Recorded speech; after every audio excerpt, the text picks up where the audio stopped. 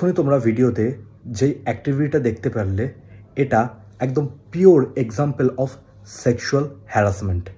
আমার অনেক ফ্রেন্ডরা আছে যারা কিনা এই পার্টিকুলার জিনিসটাই বলে। তারা যখন বাসে বা ট্রেনে ট্রাভেল করছে, স্পেশালি ইন বাস, এরকম অনেক পার্সন থাকে যারা কিনা দাঁড়িয়ে দাঁড়িয়ে এরকম বাজে অ্যাক্টিভিটি করে থাকে।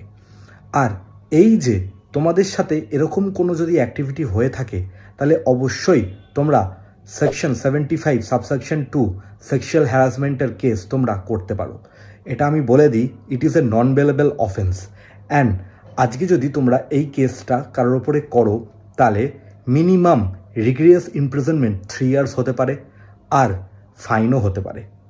অ্যান্ড এই যে পুরো প্রসিডিওরটা, এটা কিন্তু ম্যাজিস্ট্রেট ট্রায়াল না, এটা কিন্তু সেশন ট্রায়াল, মানে সেশন জাজ কিন্তু এই পুরো ম্যাটারটা দেখবে।